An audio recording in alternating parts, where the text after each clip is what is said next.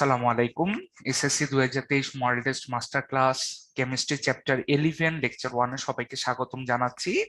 প্রথমে ভাইয়ের ছোট পরিচয়টা দিয়ে নেই। আমার নাম হচ্ছে সামির।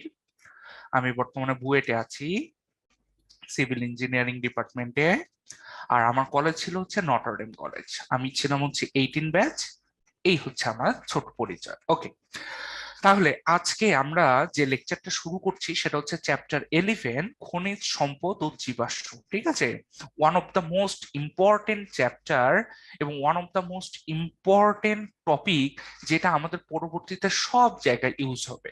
সো আমি আশা করব এই লেকচারটা আমরা খুব মনোযোগ দিয়ে সবাই দেখব, কারণ এখান থেকে বোর্ডে যেমন আমাদের কোশ্চেন আসে, তেমনি এনডিসি অ্যাডমিশন বা হলিক্রস অ্যাডমিশনেও যেমন কোশ্চেন আসে, এইচএসসি তেও কিন্তু প্রচুর পরিমাণে জিনিসপত্র আমাদের কাজে লাগবে। হ্যাঁ, সো এই কারণে আমরা এই জিনিসটা খুব ভালো করে মনোযোগ দিয়ে বুঝে ক্লাসটা করার চেষ্টা করব। তাহলে চলো এবার আমরা ক্লাসের যাওয়ার আগে দেখি তো এই চ্যাপ্টারটা থেকে কি লেভেলের কোশ্চেন আসে। ভাইয়া দেখো, কোনো ফাঁকা জায়গা আমরা এখানে দেখতে পারতেছি, তাই না? তার মানে আমি বলতে পারি যে মাস্ট এই চ্যাপ্টারটা থেকে ওয়ান সেট কোশ্চেন তো থাকবেই, কিন্তু আমার মাঝে মাঝে দেখা যায় যে ওয়ান সেটের বাইরে আরো একটা সেট হচ্ছে কোশ্চেন এই জায়গায় থাকতে পারে। ঠিক আছে, মানে একটা সেট তো দিবেই, আরেকটা সেটও দেওয়ার চান্স কিন্তু খুব বেশি। যেমন হচ্ছে ভাই, এই যে দেখো, 3টা ক, 2টা খ, 2টা গ, 2টা ঘ, আর 5টা এমসিকিউ। সো এই চ্যাপ্টারটা স্কিপ করার আসলে কোনো চান্স কিন্তু আমরা দেখতে পাচ্ছি না। আমাদেরকে পুরো চ্যাপ্টারটা খুব মনোযোগ সহকারে বুঝে এই চ্যাপ্টারটা অ্যান্সার করতে হবে। তাহলে চলো এখন আমরা শুরু করি। তাহলে প্রথমেই আমরা একটা বোর্ড কোশ্চেন দিয়ে চ্যাপ্টারটা শুরু করছি, যে চ্যাপ্টারটার নাম হচ্ছে খনিজ সম্পদ জীবাশ্ম জ্বালানি, তাই তো? তাহলে জীবাশ্মটা কাকি বা জীবাশ্মটা কাকে বলে?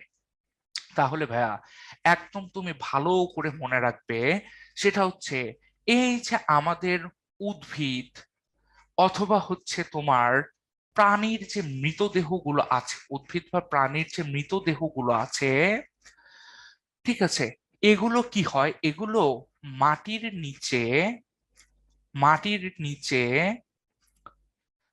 চাপ, তারপরে হচ্ছে তাপমাত্রা, ঠিক আছে, তারপরে হচ্ছে বিভিন্ন ব্যাকটেরিয়া, যেগুলোকে আমরা বলতে পারি প্রভাবক। হ্যাঁ, ব্যাকটেরিয়া থাকতে পারে, বিভিন্ন রাসায়নিক কেমিক্যাল থাকতে পারে। এই প্রভাবক গুলোর কারণে এই উদ্ভিদ বা প্রাণীর যে মৃতদেহগুলো, এগুলো কি হয়, এগুলো হচ্ছে পরিবর্তিত হয়, পরিবর্তিত হয়। কিন্তু সব থেকে ইম্পর্টেন্ট ব্যাপারটা হচ্ছে ভাই, এটা কিন্তু একদিন দুই দিন ধরে না, এটা হচ্ছে কমপক্ষে হাজার হাজার বছর ধরে তোমার এই পরিবর্তনগুলো সাধিত হয়। এই হাজার হাজার বছর ধরে যে আমাদের পরিবর্তনটা হচ্ছে, এই পরিবর্তনের কারণে হাজার হাজার বছর ধরে যে পরিবর্তনটা হচ্ছে, এই পরিবর্তনটার কারণে কি হবে বা এই পরিবর্তনটার কারণে আমরা পরবর্তীতে এই মৃতদেহগুলোকে যে আকার বা আকৃতিতে পাই বা যে পদার্থগুলোকে পাই, তাদেরকে আমরা বলি হচ্ছে জীবাশ্ম।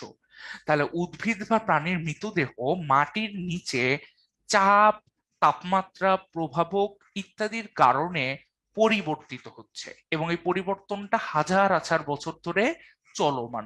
এবং এই পরিবর্তনের কারণে, এই পরিবর্তনের কারণে, ঠিক আছে, এই পরিবর্তনের কারণে যে পদার্থ তৈরি হচ্ছে, যে পদার্থগুলো তৈরি হচ্ছে, তাদেরকে আমরা বলতেছি কি, পদার্থ সমূহ তৈরি হচ্ছে, তাদেরকে আমরা বলতেছি হচ্ছে জীবাশ্ম।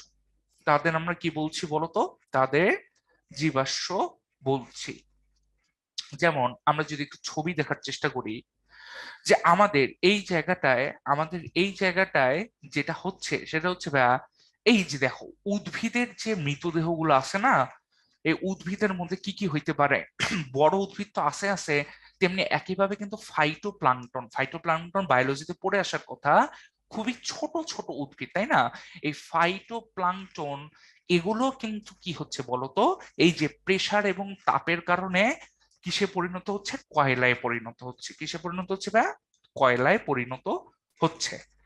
আর যদি তুমি প্রাণীর মৃতদেহর কথাটা চিন্তা করো, যে প্রাণীর মৃতদেহগুলো যখন হচ্ছে আমাদের এই প্রাণীর মৃতদেহের মধ্যে কিন্তু জু প্লাঙ্কটন কথাটাও আছে।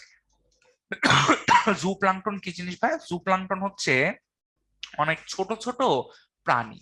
তাহলে এই জু প্লাঙ্কটন গুলো কিন্তু চাপের কারণে দিন শেষে কিসে পরিণত হচ্ছে বলতো?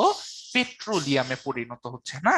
আমরা যে এলপিজি পেট্রোলিয়াম ব্যবহার করি, সেই পেট্রোলিয়াম গুলো আসলে কিছুই না, এই যে হাজার হাজার বছর ধরে বিভিন্ন প্রাণী মারা গেছে মাটির নিচে, এরা কি হয়েছে চাপ তাপমাত্রা প্রভাবক এইসবের কারণে পরিবর্তিত হয়ে এরা কি হচ্ছে ভাই, এই যে আমাদের পেট্রোলিয়ামে পরিণত হচ্ছে।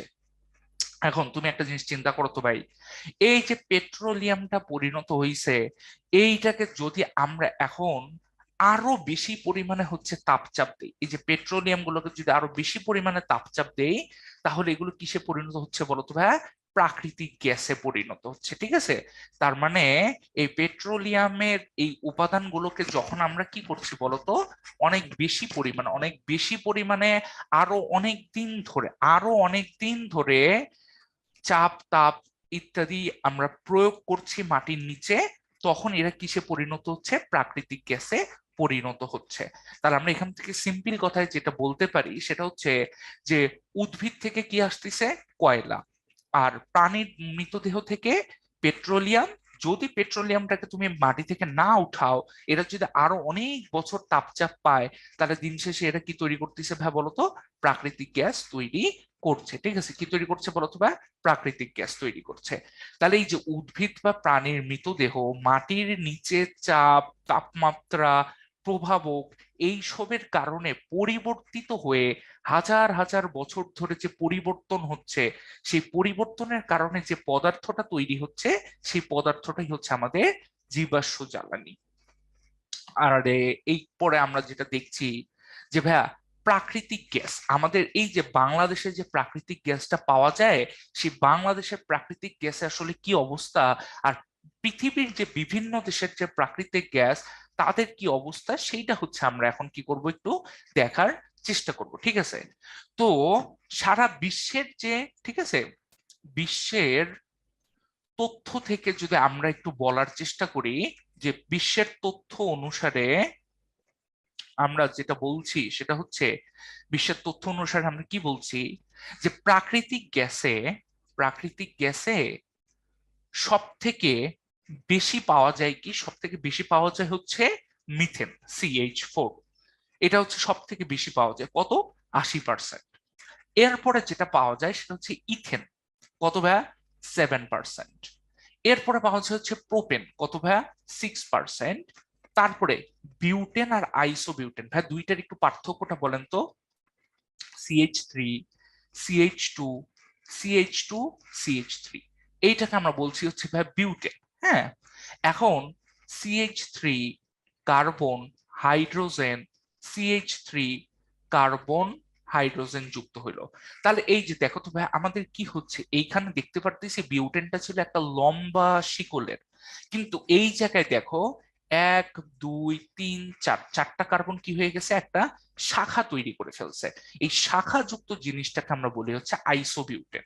আর এই যে আমাদের এই জিনিসটাকে আমরা বলি হচ্ছে বিউটেন। তাহলে এরপর আছে হচ্ছে পেন্টেন। তাহলে পেন্টেনে কত পার্সেন্ট আমরা দেখতে পাচ্ছি, বা পেন্টেন দেখতে পাচ্ছি হচ্ছে আমাদের 3%। তাহলে এই হচ্ছে টোটাল আমাদের বিশ্বের তথ্য অনুসারে প্রাকৃতিক গ্যাসে কোন কোন গ্যাসগুলো পাওয়া যাচ্ছে, সেইটার একটা নমুনা হচ্ছে আমরা এই জায়গায় দেখতে পাচ্ছি, ঠিক আছে? আচ্ছা, কিন্তু বাংলাদেশের প্রেক্ষাপটটা একটু ভিন্ন। বাংলাদেশের প্রেক্ষাপটটা কেন ভিন্ন বলি, বাংলাদেশের প্রাকৃতিক গ্যাসে যেটা হয় ভাই, সেটা হচ্ছে বাংলাদেশের প্রাকৃতিক গ্যাসে প্রায় 99%ই দেখা যায় মিথেন থাকে, ঠিক আছে? প্রায় 99%ই হচ্ছে যেটা দেখা যায় যে আমাদের কি থাকে বলতো, মিথেন থাকে আর কি, ঠিক আছে? এর থেকেও বেশি থাকে, অনেক সময় দেখা যায় 99.9%ই কি দাঁড়ায় যাচ্ছে, মিথেন দাঁড়ায় যাচ্ছে। ওকে, তাহলে এখন আমরা যে জায়গাটায় তৈরি করছি ভাই, সেটা হচ্ছে আমাদের এরপরে যেটা আছে, খুবই সুন্দর একটা টপিক। সবাই হয়তো স্লাইডটা দেখে একটু ভয় পেয়ে যাওয়ার কথা, যে ভাই এই জিনিসটা আসলে হচ্ছে কি ভাই, এই জিনিসটা আসলে কিছুই না। বইয়ের মধ্যে দেখবে একটা শব্দ আছে, নাম আংশিক পাতন। হ্যাঁ, এই আংশিক পাতন জিনিসটাই হচ্ছে এই জায়গাটায় একটা সুন্দর সামারি আকারে আমরা দেওয়ার চেষ্টা করছি আর কি। তো প্রথমে আমরা একটা আংশিক পাতন জিনিসটা একটু বুঝে আসি যে ভাই হ্যাঁ, আংশিক পাতনে আসলে হচ্ছেটা কি। তাহলে ভাই আমি যেটা বলি যে আংশিক পাতনে যে জিনিসটা হয় ভাই, আমি যদি একদম সিম্পল বাংলা কথার সাহায্যে তোমাকে একটু বোঝানোর চেষ্টা করি, ঠিক আছে? তোমাকে যদি আমি সিম্পল বাংলা কথার সাহায্যে একটু বোঝানোর চেষ্টা করি যে আংশিক পাতনে আসলে হচ্ছে এটা কি ভাই। আচ্ছা, আমি এই ছবিটা হয়তো এখন তোমাদের কাছে একটু বুঝতে সমস্যা হতে পারে, কিন্তু আমি পুরোটা ব্যাখ্যা করলে তারপরে আশা করব যে এই ছবিতে আসলে আর কোনো সমস্যা কারো হবে না, ঠিক আছে? ভাইয়া, আংশিক পাতন জিনিসটা হচ্ছে, ধরো সাপোজ তুমি এর মধ্যে কি কি রাখছো, পানিকে রাখছো। হ্যাঁ, পানিকে নিছো, পানিকে নেওয়ার পরে তুমি নিছো হচ্ছে কেরোসিনকে, ঠিক আছে? কেরোসিনকে নিছি, তারপর ধর যে পানি নিছি, কেরোসিন নিছি, আর কি নেওয়া যেতে পারে বলো তো ভাই? তরল পদার্থ। তরল পদার্থ আর কি হইতে পারে? কেরোসিন নিছি, পানি নিছি, তারপরে ধরো যে আমরা নিলাম হচ্ছে তোমার কি নিতে পারি, কেরোসিন তো এক ধরনের তেল। আচ্ছা, ধরো যে সরিষার তেল, হ্যাঁ সরিষার তেলকে নিছি, সরিষার তেল। এইরকম ধরো যে আরো অনেক কিছু একসাথে মিক্স করছি, কেরোসিন আছে, পানি আছে, সরিষার তেল আছে, ঠিক আছে, তারপর সয়াবিন তেল আছে, সব কিছুকে মিক্স আপ করছি। এখন আমাকে একটু বলো তো ভাই, কেরোসিনের যে স্ফুটনাঙ্ক, কেরোসিন যে তাপমাত্রায় ফুটতে শুরু করে বা যে তাপমাত্রায় সে কি করে পুরাটা ফুটে গ্যাস হয়, পানির স্ফুটনাঙ্ক দুইটা কি সেম? কখনোই সেম না, তাই না? আবার সরিষার তেলের স্ফুটনাঙ্ক, এটা কি সেম হবে? প্রশ্নই আসে না। ভাই এগুলোর স্ফুটনাঙ্ক কি সব আলাদা আলাদা। তাহলে আমরা যেটা বলতেছি ভাই সেটা হচ্ছে যে আমি ধরে নিলাম কেরোসিনের স্ফুটনাঙ্ক হচ্ছে, ধরে নিলাম যে ধরি ধরি কেরোসিনের স্ফুটনাঙ্ক হচ্ছে, আমি জানি না, আমি ধরে নিলাম হচ্ছে এটা কত হইতে পারে বলতো একটা সংখ্যা। আচ্ছা যাও, 75 ডিগ্রি সেলসিয়াস। 75 ডিগ্রি সেলসিয়াসে কেরোসিনটা তরল থেকে কি হয়ে যায়, গ্যাস হয়ে যায়। আবার পানির স্ফুটনাঙ্ক, তো এটা তো আমাদের মুখস্থ, 100 ডিগ্রি সেলসিয়াস। এখন কথা হচ্ছে ভাই সরিষার তেলের স্ফুটনাঙ্ক কত? আমি তো জানি না, ধরলাম যে একটু বাড়াই দিই, 120 ডিগ্রি সেলসিয়াস সাপোজ আমি বললাম, ওর স্ফুটনাঙ্ক হচ্ছে 120 ডিগ্রি সেলসিয়াস। এখন আংশিক ভর্তন করা হয় হচ্ছে ভাইয়া যখন একটা মিক্সচার বা একটা মিশ্রণ তোমাকে দেওয়া হয়েছে, এই মিশ্রণে কি আছে, বিভিন্ন স্ফুটনাঙ্কের তরল আছে। এই যে দেখো, কেরোসিন একটা তরল, পানি একটা তরল, সরিষার তেল একটা তরল, সবগুলো কিন্তু আলাদা আলাদা তরল। এখন তুমি কি করছো, এদেরকে তাপ দেওয়া শুরু করছো। কি করছি ভাই বলতো, এদেরকে তাপ দেওয়া শুরু করছি। এদেরকে যখন আমি তাপ দেওয়া শুরু করছি, তখন যে ব্যাপারটা ঘটবে সেটা হচ্ছে এই যে আমাদের উপরে থাকবে হচ্ছে সব থেকে কম যে তাপমাত্রা, ঠিক আছে, সেটা হচ্ছে আমাদের উপরে থাকবে। ধরো যে এটা হচ্ছে 20 ডিগ্রি সেলসিয়াস, এটা হচ্ছে আমাদের 40 ডিগ্রি সেলসিয়াস, এটা হচ্ছে 60 ডিগ্রি সেলসিয়াস, এটা হচ্ছে আমাদের ধরলাম 75 ডিগ্রি সেলসিয়াস, এটা হচ্ছে ধরলাম 100 ডিগ্রি সেলসিয়াস, আর এটা হচ্ছে 120 ডিগ্রি সেলসিয়াস।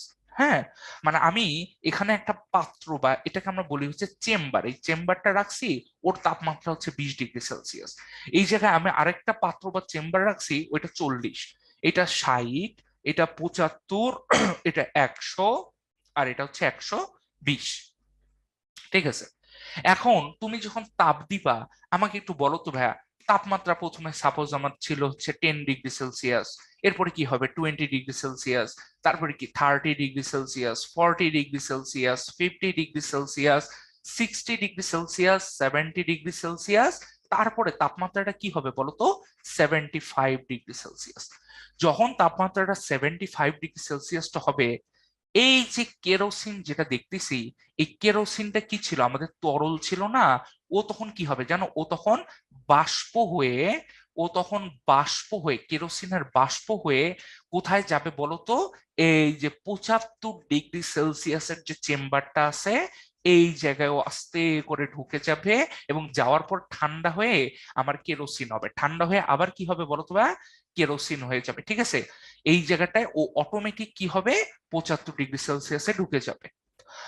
আবার আমাকে একটু বলো, এরপরে 75 ডিগ্রি সেলসিয়াসে চুলা গরম হয়ে গেছে, তারপর 80 ডিগ্রি সেলসিয়াস কোনো সমস্যা নাই, 90 ডিগ্রি সেলসিয়াস কোনো সমস্যা নাই। যখনই 100 ডিগ্রি সেলসিয়াস হবে, এই হচ্ছে পানিটা, এই পানিটা কিভাবে বলো তো, তরল পদার্থ, এই পানিটা তখন যেটা করবে সেটা হচ্ছে আস্তে করে আমাদের কি হবে, এখান থেকে বাষ্প হয়ে, জলীয় বাষ্প হয়ে কোথায় চলে যাবে বলতো, এই যে ওর জন্য যে রুম আছে সেই রুমের মধ্যে চলে যাবে, সেটা কি, এই 100 ডিগ্রি সেলসিয়াসের যে রুমটা আছে, এবং ঠান্ডা হয়ে আবার কি তৈরি করবে, ঠান্ডা হয়ে আবার হচ্ছে আমাদের পানি তৈরি করবে। এরপরে আরো তুমি তাপমাত্রা দিচ্ছ 110 ডিগ্রি সেলসিয়াস, কিছু হবে না, কিন্তু যখনই 120 ডিগ্রি সেলসিয়াস হবে, তখনই এখানকার যে সরিষার তেল সেইটা বাষ্প আকারে কি হবে বলতো, এইটা বাষ্প হয়ে আমার এই যে 120 ডিগ্রি সেলসিয়াসের যে চেম্বারটা এইখানে যাবে, এবং যেটা তৈরি করবে সেটা হচ্ছে ঠান্ডা সরিষার তেল তৈরি করছে। তাহলে আমরা কি বলতে পারি দেখো তো ভাইয়া, আমরা যেটা বলতে পারি যে আমার এই মিশ্রণে সবার কি আলাদা ছিল, মিশ্রণের স্ফুটনাঙ্ক সব হচ্ছে আলাদা আলাদা, তাই না? স্ফুটনাঙ্কটা কি ছিল বলতো, স্ফুটনাঙ্ক আলাদা ছিল। এই স্ফুটনাঙ্ক আলাদা হওয়ার কারণে দেখো আমার কেরোসিন আলাদা হয়ে যাচ্ছে, পানি আলাদা হয়ে যাচ্ছে, সরিষার তেল আলাদা হয়ে যাচ্ছে, এবং এরা এক একটা কি হচ্ছে, চেম্বারের মধ্যে ঢুকে যাচ্ছে। এই যে আমরা স্ফুটনাঙ্ক অনুসারে জিনিসগুলোকে কি করলাম, আলাদা আলাদা করলাম, একেই আমরা বলতেছি আংশিক পাতন। স্ফুটনাঙ্ক অনুসারে কি আলাদা আলাদা করে ফেললাম না, এই জন্য এই জিনিসটাকে আমরা বলছি কি, পদ্ধতিটাকে বলছি আংশিক পাতন। তাহলে এইবার যদি আমরা একটা আগের স্লাইডে যাই, একটু ভালো করে খেয়াল করবে, এই যে দেখো এখানে আমরা কি করছি বলতো, জিনিসটাকে তাপ দিচ্ছি, হ্যাঁ, আর এখানে ছিল ক্রুড অয়েল, তার মানে কি বিভিন্ন জিনিসপত্রের মিশ্রণ ছিল। তারপরে এখান থেকে তাহলে বিভিন্ন তাপমাত্রার জিনিসপত্র কি হচ্ছে, বের হচ্ছে। তারপরে এই যে দেখো বিভিন্ন আলাদা আলাদা তাপমাত্রায় তারা কি হচ্ছে বলতো, আলাদা হয়ে যাচ্ছে। যেমন এই বিটুমিনের কিন্তু ভাই তাপমাত্রাটা সব থেকে বেশি, হ্যাঁ, সব থেকে বেশি, এবং নিজেই দেখতে পারতেছি কেন সব থেকে বেশি, কারণ দেখো দেখো লাল হয়ে জিনিসটা এই জায়গায় ঢুকছে, কিন্তু ওর তাপমাত্রা হচ্ছে সব থেকে কম, তাই না? এই প্রোপেন বিউটেন এরা দেখো ইজিলি কি হয়ে যাচ্ছে, আলাদা হয়ে যাচ্ছে। এই পদ্ধতিটাই হচ্ছে আংশিক পাতন। আচ্ছা, তাহলে এইবার আমরা যে টপিকে যাচ্ছি সেটা হচ্ছে যে ভাই খুব মজার একটা জিনিস, সেটা হচ্ছে কি, এই আন্ত আণবিক আকর্ষণ বলের সাথে স্ফুটনাঙ্কের একটা রিলেশন আছে। কি রিলেশন? যে ভাইয়া তুমি চিন্তা করো, এই যে আমাদের এইটা হচ্ছে কি ভাইয়া, এখানে কার্বন কয়টা আছে, একটা, দুইটা, তাহলে C2 হাইড্রোজেন আছে 6টা, এটা হচ্ছে একটা ইথেন। তাহলে আমরা বলতে পারি এটা হচ্ছে ইথেনের একটা অণু। আর এই যে খেয়াল করো তো ভাইয়া, দেখো তো এইটা কি জিনিস ভাই, এটা হচ্ছে C2H6, এটাও কি ইথেনের একটা অণু। তাহলে দুইটা অণু পরস্পরকে কি করছে ভাই, দেখো তো আকর্ষণ করছে, তাই না? আমি ওকে আকর্ষণ করছি, ও আমাকে আকর্ষণ করছে। এই যে আকর্ষণটা, এটাকে আমরা কি বলতেছি, আন্ত আণবিক আকর্ষণ বল বলতেছি। এবং ভাইয়া তুমি আমাকে একটু বলো তো, আন্ত আণবিক আকর্ষণ বল, এই যে আন্ত আণবিক আকর্ষণ বল, এইটা যত বাড়ে, হ্যাঁ, এইটা যত বাড়বে তত আমাদের কি হবে ভাইয়া, একটা অণু আরেকটা অণু আরেকটা অণু আরেকটা অণু খুব শক্তভাবে একজন আরেকজনের সাথে লেগে থাকবে। তার মানে আন্তঃআণবিক আকর্ষণ বল যত বাড়তিছে, তত আমরা বলতে পারি যে তার গলনাঙ্ক, স্ফুটনাঙ্ক সব বেড়ে যাবে। গলনাঙ্ক বাড়বে, স্ফুটনাঙ্ক কি হয়ে যাবে ভাই বলতো, বেড়ে যাবে। এখন কথা হচ্ছে ভাই, আন্তঃআণবিক আকর্ষণ বল বাড়বেটা কিভাবে? ভরের সাথে। এর সম্পর্ক আছে কিসের সাথে বলো তো ভাইয়া, ভরের সাথে। এই যে তুমি চিন্তা করো, এই ছবিটা দেখার পরে আমরা যদি একটু পরের ছবিটাতে যাই, এখন তুমি চিন্তা করো এই জায়গায়, ঠিক আছে, এই জায়গায় আমরা দেখতেছি কার্বন কয়টা, 1 2 3 4 5টা কার্বন, তাই না? তাহলে C5, আর হাইড্রোজেন কয়টা ভাই, 1 2 3 4 5 6 7 8 9 10 11, এই যে এখানে একটা ছিল 12। 12টা হাইড্রোজেন নিয়ে আমাদের এই যৌগটা আছে। একইভাবে এখানেও আমরা বলতে পারি যে এখানে হচ্ছে কার্বন 5টা, হাইড্রোজেন হচ্ছে কি 12টা। সো দ্যাটস ওয়াই আমরা এখান থেকে কমন সেন্স আমাদেরকে যেটা বলে এদের মধ্যেও কি থাকবে বলো তো ভাই, আন্তঃআণবিক আকর্ষণ থাকবে। কিন্তু তুমি চিন্তা করো, দুইটা ভারী ভারী পদার্থ যত জোরে আকর্ষণ করতে পারবে, দুইটা সামান্য পিচ্চি মাটির টুকরা, এরা কি ভাই খুব বেশি আকর্ষণ করতে পারবে? জীবনেও করতে পারবে না। দ্যাটস ওয়াই আমরা যেটা বলি যে আমাদের আন্তঃআণবিক আন্তঃআণবিক আকর্ষণ বল, আন্তঃআণবিক আকর্ষণ বল, এটা কখন বাড়বে? এটা তখনই বাড়বে যখন অণুটার ভর বাড়বে, তাই তো? অণুর ভর যত বাড়বে আন্তঃআণবিক আকর্ষণ বল তত আমাদের বেড়ে যাবে। এবং আন্তঃআণবিক আকর্ষণ বল যত বাড়বে স্ফুটনাঙ্ক গলনাঙ্ক তত বাড়বে। স্ফুটনাঙ্ক তত বাড়বে, গলনাঙ্ক হচ্ছে আমাদের তত বাড়বে। ঠিক আছে, তাহলে আমরা অবভিয়াসলি যেটা বলতে পারি যে আমাদের আন্তঃআণবিক আকর্ষণ বল যত বাড়তিছে স্ফুটনাঙ্ক কি হবে? তত বাড়তিছে। এই কারণে দেখো ইথেনকে আমরা পাই হচ্ছে গ্যাস আকারে, ঠিক আছে। কিন্তু যখন আমাদের কার্বন সংখ্যাটা ধরো যে C8H, 8 × 2 = 16, 18, এটা হচ্ছে অকটেন। অকটেনকে আমরা পাই কিন্তু তরল আকারে, ঠিক আছে। কারণটা কি? ওর আন্তঃআণবিক আকর্ষণ বেশি। এর কারণটা কি? ওর ভরটা বেশি। এবং আরো যদি বড় হয়, ধরো যে সাপোজ আমি যদি বলি যে C20H42, ওকে আমরা পাচ্ছি কঠিন পদার্থ আকারে। কেন?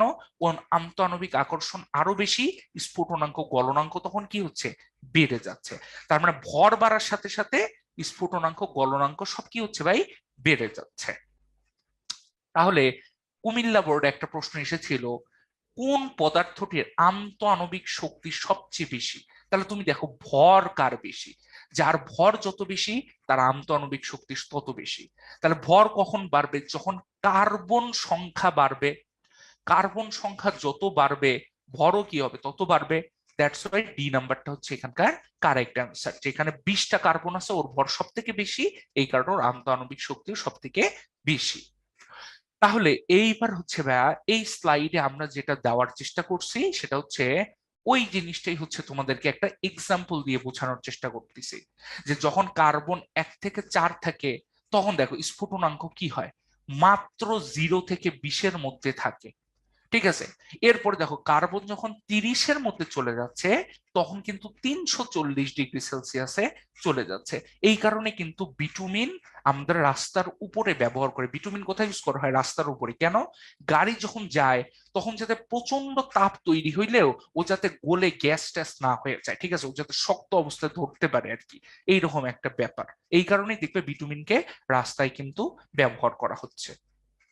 আচ্ছা, আবার তাহলে চলো এইবার আমরা শুরু করি হচ্ছে আমাদের হাইড্রোকার্বন নিয়ে আলোচনাটা আছে সেইটা। তাহলে হাইড্রোকার্বন কি জিনিস ভাই? কার্বন এবং হাইড্রোজেনের যে যৌগ, তাই না? কার্বন এবং হাইড্রোজেনের যে যৌগ তাকেই আমরা বলতেছি হচ্ছে কি ভাই বলতো? হাইড্রোকার্বন। এটা হচ্ছে ভাই দুই প্রকার, একটা হচ্ছে অ্যালিফেটিক আর একটা হচ্ছে অ্যারোমেটিক। অ্যারোমেটিক মানে হচ্ছে ভাই, অ্যারোমেটিক কথাটা আসছে অ্যারোমা শব্দ থেকে। অ্যারোমা মানে হচ্ছে সুগন্ধ। হ্যাঁ, অ্যারোমা কথাটা মানে কি? অ্যারোমা কথাটা মানে হচ্ছে সুগন্ধ। তার মানে এই অ্যারোমেটিক যৌগগুলোর মধ্যে খুব সুন্দর একটা গন্ধ পাওয়া যায়। যেমন হচ্ছে তুমি চিন্তা করো ন্যাপথালিন, তাই না? আমরা হচ্ছে কাপড়ে মাঝে মাঝে কি দিই? ন্যাপথালিন দিই। কি সুন্দর জিনিসটার গন্ধ শুনলে মনোমুগ্ধ হয়ে যায়, ইচ্ছা করে খাইতে, কিন্তু খাইলে ডিরেক্ট উপরে চলে যাবো, তাই না? বিষাক্ত পদার্থ। ঠিক একইভাবে বেনজিন, তারপরে হচ্ছে তোমার ফেনল, হ্যাঁ, এগুলো হচ্ছে অ্যারোমেটিক পদার্থ, এদের একটা সুন্দর গন্ধ কিন্তু থাকে।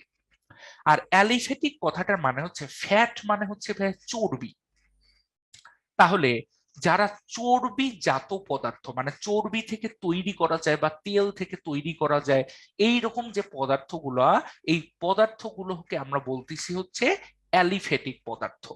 এই অ্যালিফেটিকটা হচ্ছে আমাদের দুইটা ভাগ আছে ভাই, একটা হচ্ছে মুক্ত শিকল, একটা বদ্ধ শিকল। মুক্ত শিকল হচ্ছে ভাই দেখতে হবে সরল রেখার মতো। কিসের মতো হবে ভাই বলতো? সরল রেখার মতো। যেমন হচ্ছে আমি যদি বলি এই যে CH3, CH2, CH2 CH3, কি সুন্দর দেখো, একটা সরল রেখার মতো চলে গেছে। কিন্তু সরল রেখাটা যে সবসময় সোজাই যাবে এমন কিন্তু না। এমন হইতে পারে যে CH3 কার্বন, এখানে CH3 চলে গেছে, এখানে CH3 চলে গেছে, তারপরে CH2, তারপর আবার ধরো যে CH, এখানে CH2, এখানে হচ্ছে আমাদের CH2 CH3, এইভাবে করে কিন্তু আমাদের জিনিসটা কি হচ্ছে বলতো, বাড়তিছে। ঠিক আছে, তার মানে সরল রেখা আমরা এখানে আসলে বলতে পারি যে ভাই আসলে একটা সরল রেখার বিভিন্ন শাখাও কিন্তু তৈরি হইতে পারে, তাই না?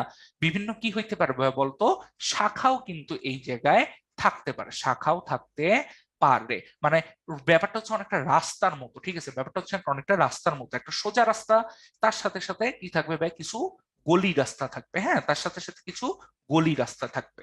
এখন কথা হচ্ছে ভাই, এটা সংজ্ঞাটা কি হইতে পারে? সংজ্ঞাটা হচ্ছে ভাইয়া, এই যে 1 নাম্বার কার্বন, 2, 3, 4, 5, এই 1 আর 5 এরা কখনো নিজেরা যুক্ত থাকতে পারবে না। এরা কখনো নিজেরা যুক্ত থাকতে পারবে না। তার মানে প্রান্তীয় কার্বন, প্রান্তীয় কার্বন যুক্ত থাকবে না, এটা হচ্ছে শর্ত।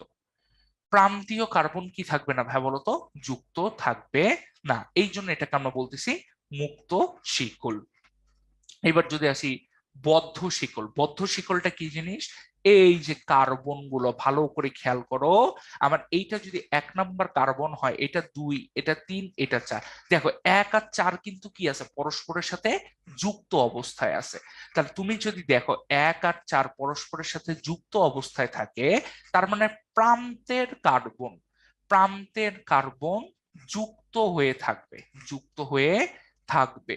এইটাকে আমরা কি বলছি বলতো ভাই, এইটাকে আমরা বলছি হচ্ছে বদ্ধ শিকল। সিম্পল কথা, এখানে চক্র থাকবে। চক্রটা কি হইতে পারে, ত্রিভুজ হইতে পারে, চতুর্ভুজ হইতে পারে, পঞ্চভুজ, 5টা বাহু থাকতে পারে, ষষ্ঠভুজ হইতে পারে, ইচ্ছা মতো এরকম চক্র আকারে থাকবে, সেটাকে আমরা বলি বদ্ধ শিকল। এই মুক্ত শিকলটা আবার 2 প্রকার। একটা হচ্ছে সম্পৃক্ত, কার্বন কার্বন যখন একক বন্ধন থাকে সেইটাকে আমরা বলি সম্পৃক্ত মুক্ত শিকল। তার মানে তোমার এক একটা শিকল হচ্ছে, কিন্তু জিনিসটা কি থাকবে ভাই বলতো, একক বন্ধন থাকবে। কার কার, কার্বন কার্বন একক বন্ধন থাকবে। অসম্পৃক্ত জিনিস কি ভাই, কার্বন কার্বন দ্বিবন্ধন থাকবে, অথবা কার্বন কার্বন ত্রিবন্ধন থাকবে, সেটাকে আমরা বলতেছি হচ্ছে অসম্পৃক্ত। এই সম্পৃক্তের আবার একটা নাম আছে, সম্পৃক্তকে আমরা বলি হচ্ছে অ্যালকেন, আর অসম্পৃক্তকে আমরা বলি হচ্ছে অ্যালকিন অথবা অ্যালকাইন। অ্যালকিন বলি অথবা কি বলি ভাই বলতো, অ্যালকাইন বলে থাকি। এখন কথা হচ্ছে এই যে অসম্পৃক্ত যে মুক্ত শিকলটা আছে, এটার উদাহরণ কি কি হইতে পারে, চলো আমরা একটু দেখার চেষ্টা করি। যে সাপোজ আমি বললাম কার্বন দ্বিবন্ধন করার পরে এইভাবে লম্বা আকারে চলে গেছে, তাহলে একটা যে কার্বন কার্বন দ্বিবন্ধন আছে, তখনই বুঝে গেলাম এটা হচ্ছে অসম্পৃক্ত। আবার হইতে পারে কার্বন কার্বন ত্রিবন্ধন করার পরে আবার হঠাৎ করে একটা দ্বিবন্ধন আছে, আবার দেখো হঠাৎ করে এই জায়গায় এসে আবার একটা ত্রিবন্ধন করছে, এইরকম কিন্তু হইতে পারে। এটাও তাহলে কি হবে ভাই বলতো, অসম্পৃক্ত মুক্ত শিকল হয়ে যাবে। এইবার যদি আসি ভাই সম্পৃক্ত বদ্ধ শিকল, এইটা আবার কি জিনিস? ধরো ভাইয়া তোমার যে চক্রটা হইছে, এই চক্রের মধ্যে কার্বন কার্বন কি হয়ে গেছে, একক বন্ধন হয়ে গেছে, তখন সেটাকে আমরা বলি সম্পৃক্ত বদ্ধ শিকল বা সাইক্লো অ্যালকেন। এটার ইংলিশ কি ভাইয়া, সাইক্লো অ্যালকেন। কেন সাইক্লো অ্যালকেন ভাইয়া, বদ্ধ আবদ্ধ একটা চক্র, চক্রের ইংলিশ হচ্ছে সাইকেল। তাহলে সাইকেলকে আমরা যেটা বলি চক্র বা কি, বদ্ধ অবস্থা, এই জন্য এই জিনিসটার নাম হচ্ছে সাইক্লো অ্যালকেন বা বদ্ধ শিকল যুক্ত অ্যালকেন। আরেকটা হইতে পারে কি ভাই বলতো, অসম্পৃক্ত বদ্ধ শিকল। সেটা কি, এই যে দেখো আমাদের কার্বন গুলো যুক্ত হইছে, কিন্তু মাঝখানে হঠাৎ করে একটা দ্বিবন্ধন পড়ে গেছে, অথবা কার্বন গুলা যুক্ত হইছে, মাঝখানে একটা ত্রিবন্ধন পড়ে গেছে। এই রকম অবস্থা যদি হয়, সেইটাকে আমরা বলতেছি হচ্ছে অসম্পৃক্ত বদ্ধ শিকল। এটাকে আমরা বলবো সাইক্লো অ্যালকিন, সাইক্লো অ্যালকিন। কেন অ্যালকিন কেন বলছি, কারণ কার্বন কার্বন কি আছে, দ্বিবন্ধন আছে। আর এইটাকে আমরা বলছি সাইক্লো অ্যালকাইন। কি বলছি ভাই বলতো, সাইক্লো অ্যালকাইন বলছি। ঠিক আছে, সাইক্লো অ্যালকাইন কি, যে কার্বন কার্বন কি আছে বলতো, একটা ত্রিবন্ধন চলে আসছে। আচ্ছা, তাহলে এইবার আমরা যেটা করছি, যে কিছু সংজ্ঞার দিকে যাচ্ছি, যে ভাই হাইড্রোকার্বন তাহলে কাকে বলে। তাহলে কার্বন এবং হাইড্রোজেনের সমন্বয়ে গঠিত জৈব যৌগকে আমরা কি বলছি, হাইড্রোকার্বন। যেমন CH4, C2H6, তারপর হচ্ছে C20H42, তারপর হচ্ছে C30, হচ্ছে 62। এইরকম কার্বন আর হাইড্রোজেন দিয়ে শুধুমাত্র কার্বন আর হাইড্রোজেন থাকবে, ঠিক আছে, শুধুমাত্র কার্বন এবং হাইড্রোজেন থাকবে, তাকে আমরা বলতেছি হচ্ছে কি, হাইড্রোকার্বন। এইবার আমরা আসি অ্যালিসাইক্লিক যৌগ কাকে বলে। তাহলে ভাই একটু আগেই দেখলাম যে অ্যালিসাইক্লিক মানে হচ্ছে বদ্ধ শিকল, তাই না? অ্যালিসাইক্লিক মানে হচ্ছে কি ভাই বলতো, বদ্ধ শিকল। তাহলে বদ্ধ শিকল কখন হয়, যখন এই যে 1 2 3 4, এই যে 1 আর 4 নাম্বার কার্বন পরস্পরের সাথে কি আছে, যুক্ত অবস্থায় আছে, তাই না? তার মানে কি শিকলটা কি আছে, একটা বদ্ধ চক্র আকারে আছে। শিকলটা কি আকারে আছে, একটা চক্র আকারে আছে। তাহলে যে সকল অ্যালিফেটিক মানে চর্বিজাত, তাই না, যে সকল চর্বিজাত বা চর্বি থেকে পাওয়া গেছে বা তেল থেকে পাওয়া গেছে হাইড্রোকার্বনের কার্বন শিকলের দুই প্রান্তের কার্বন, এই যে 1 আর 4 দুইটা প্রান্তের কার্বন পরস্পর যুক্ত হয়ে একটি বলয় বা চক্র গঠন করে, সেই সকল হাইড্রোকার্বনকে আমরা বলি অ্যালিসাইক্লিক। যেমন এটা কিন্তু 5টা কার্বন দিয়েও হইতে পারে, একটা পঞ্চভুজ দিয়েও কিন্তু হইতে পারে। 1 2 3 4 5, দেখো 1 আর 5 কিন্তু পরস্পরের সাথে কি আছে ভাইয়া, যুক্ত অবস্থায় আছে। এটাকে আমরা বলতেছি কি ভাই বলতো, অ্যালিসাইক্লিক যৌগ। আচ্ছা, এইবার যদি আমরা একটু সামনে আগাই, যে ভাই তাহলে মুক্ত শিকলটা কি বলবো বলতো ভাই, সিম্পল কথায় কার্বন শিকলের দুই প্রান্তে দুইটা মুক্ত কার্বন থাকবে। তার মানে এই যে 1 2 3 4, এই 1 এর সাথে 4 কখন কি করতে পারবে না, চক্র করতে পারবে না বা যুক্ত অবস্থায় থাকতে পারবে না। যদি দেখি প্রান্তের দুইটা কার্বন মুক্ত অবস্থায় আছে, তখন তাকে আমরা বলতেছি মুক্ত শিকল, হাইড্রোকার্বন। এইবার যদি আসি, যে ভাইয়া কার্বন যদি একটা থাকে তাহলে সেটার নাম কি হয় বলো তো ভাই? তোমরা তো অবশ্যই জানো যে তার নামে কিন্তু মিথ শব্দটা থাকে, তাই না? যেমন মিথেন, তারপরে হচ্ছে মিথানল, তাই না?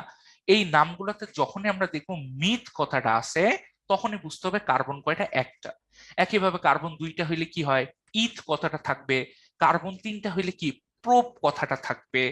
কার্বন 4টা হইলে কি হবে, বিউট কথাটা থাকবে। কার্বন 5টা হইলে পেন্ট কথাটা থাকবে। কার্বন 6টা হইলে হেক্স কথাটা থাকবে। কার্বন 7টা হইলে হেপ্ট কথাটা থাকবে। কার্বন 8টা হইলে অক্ট কথাটা থাকবে। কার্বন 9টা হইলে নন কথাটা থাকবে, যেমন ননেন, তাই তো? তারপর হচ্ছে কি, ননিন, এইরকম জিনিসপত্র থাকবে। আর কার্বন 10টা হইলে ডেক কথাটা থাকবে, ঠিক আছে? তাহলে এখন কথা হচ্ছে যে ভাই একটু বলেন তো, যে আমাদের এই যে 1 থেকে 10 আপনি দেখাচ্ছেন, এগুলো কিন্তু জৈব যৌগের বেসিক। এগুলো দিয়েই কিন্তু ভবিষ্যতে আমাদেরকে কি করতে হবে, নামকরণ গুলো করতে হবে। তাহলে এইবার যদি একটু আসি, যে ভাইয়া এই যে অনেকে এই জিনিসটা বোঝে না, যে ভাই কি রে, ত্রিভুজ চতুর্ভুজ দিয়ে একটা যৌগ দিয়ে বলতেছে, আচ্ছা বলো এদের নাম কি, এদের হচ্ছে নাম কি, এটা হচ্ছে তুমি বলো। তাহলে অ্যান্সারটা হচ্ছে ভাই, এদের নাম বোঝার উপায়টা হচ্ছে, এই যে দেখো কয়টা প্রান্ত আছে ভাই, 1 2 3 4 5 6 7 8 9 10 11টা। 11টা কার্বন হচ্ছে আমাদের কি আছে বলতো, এই জায়গায় আছে, ঠিক আছে? এখন কথা হচ্ছে যে ভাই 11টা যদি আমাদের এই জায়গায় থাকে, তাহলে এই প্রান্তগুলোই আসলে ভাই এক একটা কার্বনকে বোঝাচ্ছে। প্রান্তগুলো কি বোঝাচ্ছে ভাই বলতো, এক একটা কার্বনকে বোঝাচ্ছে। এবং কার্বনের, তুমি তো বলবা ভাই কার্বনের যোজনী তো 4, বাকি হাতগুলো কোথায়?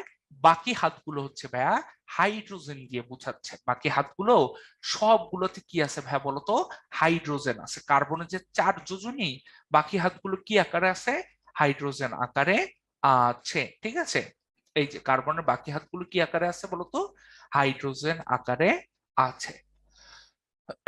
তাহলে আমাকে একটা সিম্পল জিনিসপত্র একটু বলো ভাই, যে আমি যদি বলি এই জায়গায় কয়টা কার্বন আর হাইড্রোজেন আছে, তোমার অ্যান্সারটা হবে যে ভাই এই জায়গায় 1টা কার্বন দুইটা কার্বন, তিনটা কার্বন, চারটা কার্বন, চারটা প্রান্ত, তার মানে চারটা কার্বন। বাকি হাতগুলো কি দিয়ে আছে ভাই? কেউ কিছু দেওয়া নাই, তার মানে অবশ্যই কি হাইড্রোজেন দিয়ে যুক্ত এরা আছে। ঠিক আছে, এই যে হাইড্রোজেন দিয়ে যুক্ত অবস্থায় আছে। তাহলে এই যে দেখো তো ভাই, এই যে যৌগটা, এই যৌগে আমরা দেখতেছি যে এই যে একটা প্রান্ত, এই যে আরেকটা প্রান্ত, এই দুইটা প্রান্ত কি মুক্ত অবস্থায় আছে না ভাই? এদের সঙ্গে কোনো চক্র টক্র কিছু আছে না ভাই? কোনো চক্র টক্র কিছু নাই। এই জন্য এটাকে আমরা বলতেছি মুক্ত শিকল। এটাকে আমরা কি বলতেছি ভাই বলতো? মুক্ত শিকল। আর যখন এই যে দেখো তো ভাইয়া, আমরা যদি একটু চেঞ্জ করি, এই যে আমাদের একটা কার্বন, এই যে আমাদের দুইটা কার্বন, এই যে আমাদের তিনটা কার্বন, দেখো তো ভাই, এই এক, দুই, তিন, এই তিনটা কার্বন কি করছে বলতো? একটা ত্রিভুজের চক্র তৈরি করছে। তাহলে এই চক্র অবস্থায় থাকলে সেটাকে আমরা বলতেছি হচ্ছে কি শিকল বলতো ভাই? বদ্ধ শিকল। এটাকে আমরা কি শিকল বলতেছি? বদ্ধ শিকল। তাহলে এখানে যতগুলো আছে, এই যে এক, দুই, তিন, চার, এখানে যতগুলো আছে সবগুলোই হচ্ছে কি এক একটা বদ্ধ শিকল হাইড্রোকার্বন। এইবার যদি আমরা একটু আসি যে ভাই সম্পৃক্ত আর অসম্পৃক্ত, যদি দেখি এই যে কার্বন আর এই যে কার্বন, এদের মধ্যে একটা একক বন্ধন আছে, বাকি হাতগুলোতে সাপোজ হাইড্রোজেন আছে, বাকি হাতগুলোতে কি আছে ভাই বলতো? হাইড্রোজেন আছে। তাহলে এই যে এই যৌগটা, এইটাকে আমরা বলতেছি হচ্ছে অ্যালকেন। এটাকে আমরা কি বলতেছি ভাই বলতো? অ্যালকেন বলতেছি। আর যদি দেখি কার্বন কার্বন, কি সুন্দর একটা দ্বিবন্ধন আছে, এবং বাকি হাতগুলোতে কি আছে ভাই বলতো? বাকি হাতগুলোতে আমাদের হাইড্রোজেন জিনিসটা আছে। এইটাকে আমরা বলতেছি অ্যালকিন। এটাকে কি বলতেছি? অ্যালকিন। এটা আমাদের সম্পৃক্ত। এটা হচ্ছে আমাদের সম্পৃক্ত। কেন? কার্বন কার্বন একক বন্ধন আছে। এইটা হচ্ছে আমাদের অসম্পৃক্ত। কেন অসম্পৃক্ত? কেন? কারণটা হচ্ছে কার্বন কার্বন আমাদের কি আছে বলতো ভাই? দ্বিবন্ধন আছে। এইটাও কিন্তু আমাদের অসম্পৃক্ত। কেন? কার্বন কার্বন কি আছে বলতো ভাই? কার্বন কার্বন হচ্ছে ত্রিবন্ধন আছে। তাহলে এইটাও অসম্পৃক্ত, এইটাও কি একটা অসম্পৃক্ত। এর নাম কি ভাই? এর নাম হচ্ছে অ্যালকাইন। যদি কার্বন কার্বন ত্রিবন্ধন থাকে, তার নাম হচ্ছে কি? অ্যালকাইন। আচ্ছা, এইবার যদি আমরা একটু সামনে প্রসিড করি, যে এখানে হচ্ছে বিভিন্ন অ্যালকেন দেওয়া আছে। যেমন এই যে একটা কার্বন থাকলে ওর নাম হচ্ছে কি বলতো? মিথেন, তাই তো? দুইটা কার্বন থাকলে কি হচ্ছে? ইথেন। তারপরে এখানে কয়টা কার্বন আছে? এক, দুই, তিন, চার, পাঁচটা আছে, তাহলে এর নাম হচ্ছে পেন্টেন। দেখো, অ্যালকেনের নামটার নিয়ম হচ্ছে, অ্যালকেনের নামের নিয়ম হচ্ছে লাস্টে কি এ এন আছে, এন কথাটা আছে, এই এন কথাটা হচ্ছে যুক্ত অবস্থায় থাকে। এবং এরা কিন্তু চাইলে কি করতে পারে জানো ভাইয়া? ঘুরতে পারে। এরা কিন্তু দেখো এইভাবে কিন্তু চাইলে নিজেদের মতো আরামসে, ঠিক আছে, আরামসে এরা কি করতে পারে বলতো? ঘুরতে পারে। এই জিনিসটা আছে না, এই যে এইভাবে ঘুরতে পারে, ঠিক আছে? এইভাবে দেখো, ভালো করে খেয়াল করে, জিনিসটা কি করতে পারে? ঘুরতে পারে। কিন্তু এই যে পরের পেজে যে অ্যালকিন গুলো আছে, এদের মধ্যে যে কার্বন কার্বন দ্বিবন্ধন থাকার কারণে এরা কিন্তু আর ঘুরতে টুরতে পারে না, ঠিক আছে? এরা কিন্তু আর ঘুরতে টুরতে পারে না, কারণ ঘুরতে গেলে কি হবে? বন্ধনটা আমাদের ভেঙে যাবে। আচ্ছা, তাহলে এখানে হচ্ছে বিভিন্ন রকমের অ্যালকিনের ছবি দেওয়া আছে। তাহলে অ্যালকিনের নামের শেষে কি আছে ভাই বলতো? ইএনই কথাটা আছে, তাই না? ইএনই কথাটা অ্যালকিনের নামের শেষে আছে। এই কারণে আমরা বলি ইথিন, ঠিক আছে? তারপরে কি প্রোপিন। অনেকে বলবে ভাই মিথিন বলে কি কোনো যৌগ আছে? মিথিন কি সম্ভব? কথাটা হচ্ছে ভাই মিথিন কিন্তু কোনোদিন সম্ভব না। কেন? কার্বন তো দ্বিবন্ধন করতে হবে। একটা কার্বন কেমনে দ্বিবন্ধন করে, তাই না? এটা কি কখনো পসিবল যে একটা কার্বন দ্বিবন্ধন করছে? এই জন্য আমরা বলি যে মিথিন যৌগটা কিন্তু পসিবল না।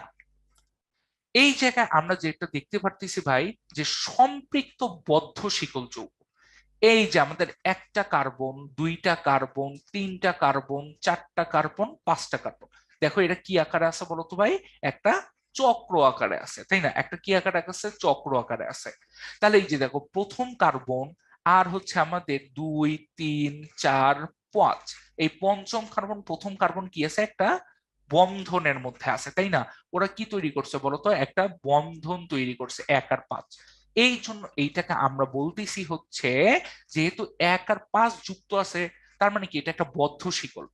আবার তুমি চিন্তা করো তো, কার্বন কার্বন কি দেখতে পারতেছি ভাই? সব হচ্ছে একক বন্ধন, তাই না? সব কি বন্ধন? একক বন্ধন। তাহলে একক বন্ধন যেহেতু আছে, সো অবভিয়াসলি এটা কি একটা অ্যালকেন, তাহলে এটা হচ্ছে একটা বদ্ধ শিকল অ্যালকেন। বদ্ধ শিকলের নামের শুরুতে সবসময় সাইক্লো কথাটা আসে। কি কথাটা আসে বলতো? সাইক্লো কথাটা। তাহলে এখানে কয়টা কার্বন আছে? 5টা। তাহলে এই যৌগটার নাম হবে সাইক্লোপেন্টেন। এই যৌগটার নাম হবে কি? সাইক্লোপেন্টেন। কেন সাইক্লোপেন্টেন? কারণ বদ্ধ অবস্থায় আছে, তাই সাইক্লো, 5টা কার্বন আছে, এই জন্য নামটা কি হয়ে যাচ্ছে বলতো? পেন্টেন কথাটা চলে আসতেছে। আচ্ছা, এইবার যদি আমরা একটু দেখি যে ভাই অসম্পৃক্ত বদ্ধ শিকল, এই যে তুমি চিন্তা করে দেখো, এই যে প্রথমটা, এই যে ভালো করে খেয়াল করে দেখো, প্রথমটাতে আমরা কি দেখতে পারতেছি ভাই? প্রথমটাতে আমরা দেখতেছি যে এই যে এক, এই যে দুই, এই যে তিন, তিনটা যে কার্বন, হ্যাঁ, এদের মধ্যে কি একটা একক বন্ধন দেখতে পারতেছি, তাই না? একটা কি দেখতে পারতেছি বলতো ভাই? একক বন্ধন দেখতে পারতেছি। সো এইটা তো সম্পৃক্ত, তাই না? এটা কি? সম্পৃক্ত। একদম 100% কনফার্ম, কোনো সমস্যা নেই। এবং এটার নাম কি? সাইক্লো। কেন সাইক্লো? যেহেতু কি বদ্ধ শিকল, কার্বন কয়টা আছে? 3টা, তাহলে সাইক্লোপ্রোপেন। 3টা হওয়ার কারণে এবং অ্যালকেন হওয়ার কারণে নামটা কি আসতেছে? সাইক্লোপ্রোপেন। তাহলে এইবার একটু বলো তো, এই যৌগটাতে সমস্যা কি? আমাকে একটু বলো, এই যৌগটাতে সমস্যাটা কি? এই যৌগটার সমস্যা হচ্ছে ভাই, এই যে আমরা যে কার্বনটাকে পাচ্ছি, এই কার্বনটা একটু দিকে তাকাও। একটা হাত, দুইটা হাত, তিনটা হাত, চারটা হাত, 5টা হাত, ওর হয়ে গেছে কি বলতো? 5টা হাত হয়ে গেছে।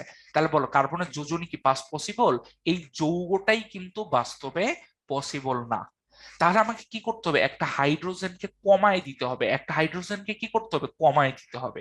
এই কারণে পরের যৌগটায় যাও, এই যে দেখো, একটা কার্বন, দুইটা কার্বন, তিনটা কার্বন, ওর হাত 4 হওয়ার জন্য দেখো আমাদের হাইড্রোজেন কয়টা চলে আসছে বলো তো ভাই? একটা হাইড্রোজেন চলে আসছে। ওর হাত যেহেতু একটা কমে গেছে, তাই এই জন্য দেখো কি চলে আসছে? একটা হাত চলে আসছে।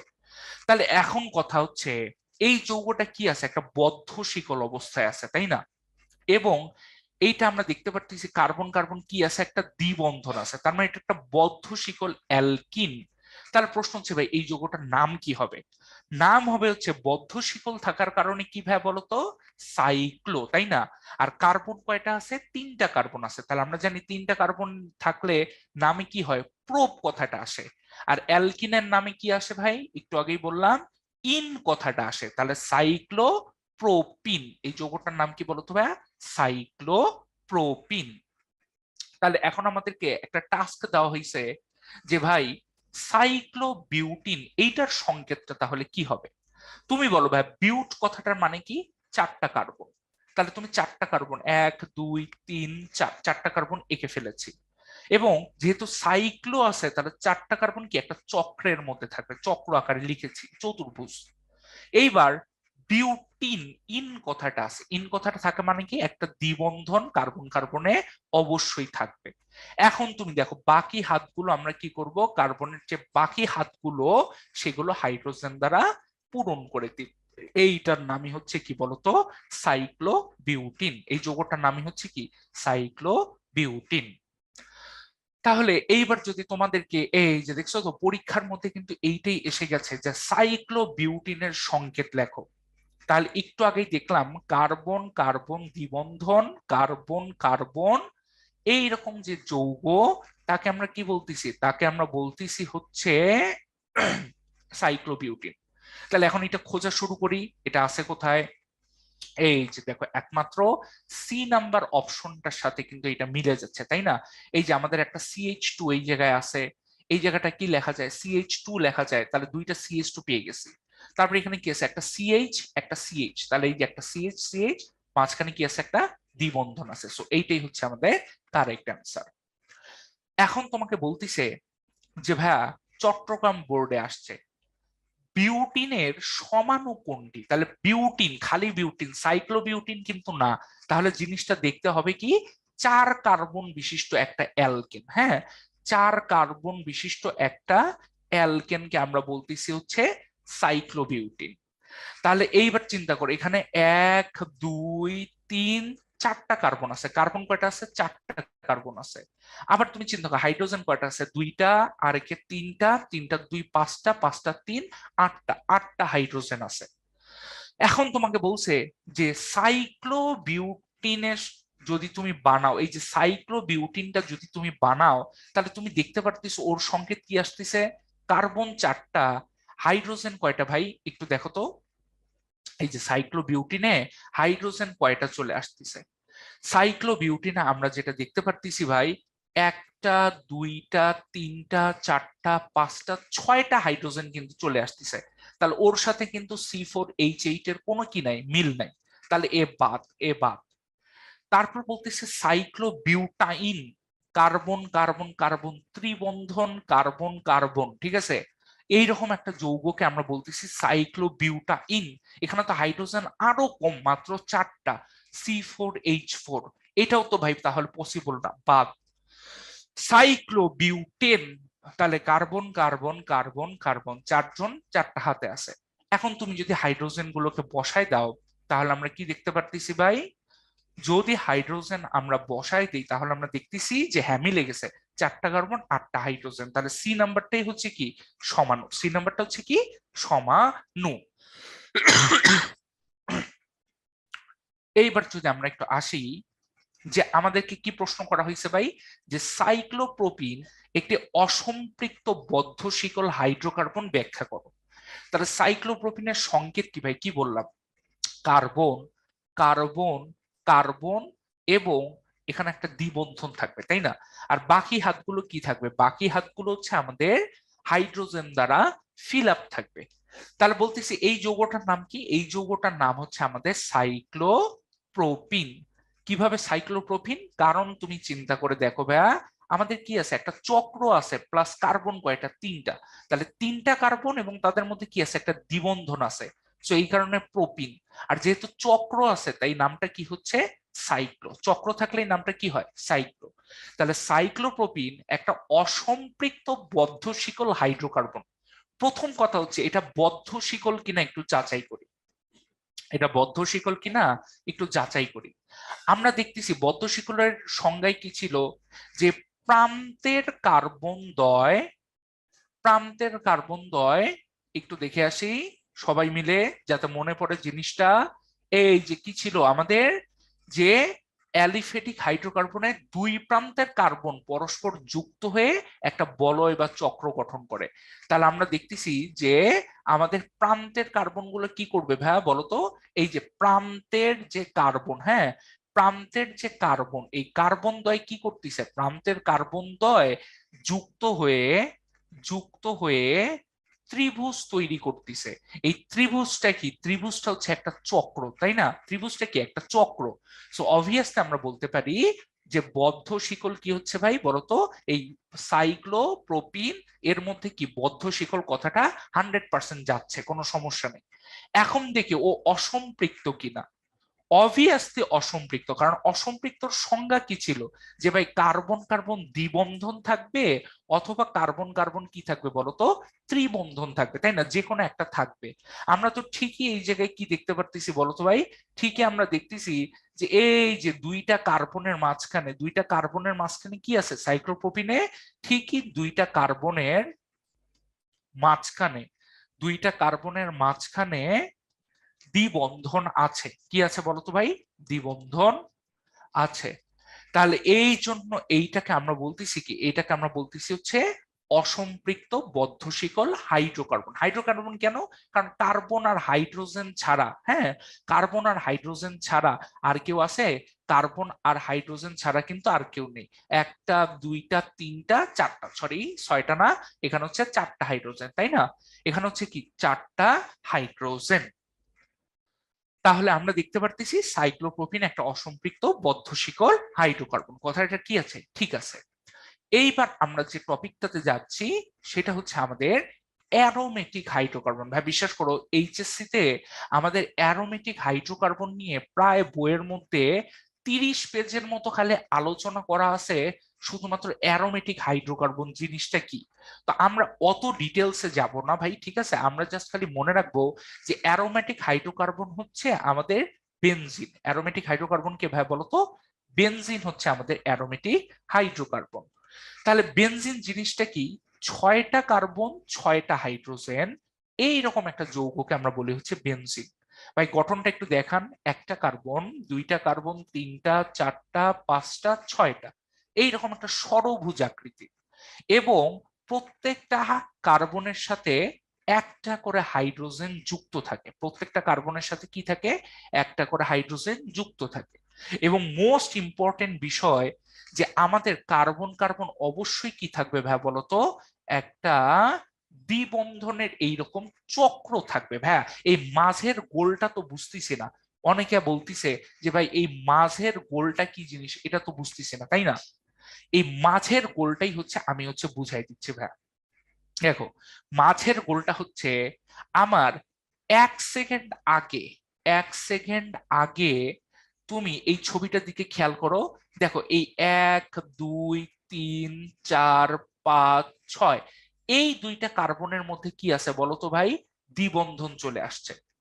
1 সেকেন্ড পরে কি হবে? 1 সেকেন্ড পরে যেটা হবে, এই দুইটা কার্বনের মাঝখানে কি চলে আসবে ভাই বলতো? একটা দ্বিবন্ধন চলে আসবে। এবং ভালো করে খেয়াল করো, এই জায়গায় কোন কোন কার্বনের দ্বিবন্ধন ছিল আমি যদি একটু মার্কিং করে দেই। এই যে দেখো, 1 2 3 4 5 6, আমরা বলতে পারতেছি এখন দ্বিবন্ধনটা আছে কার কার মধ্যে? 1 আর 6-এর মধ্যে।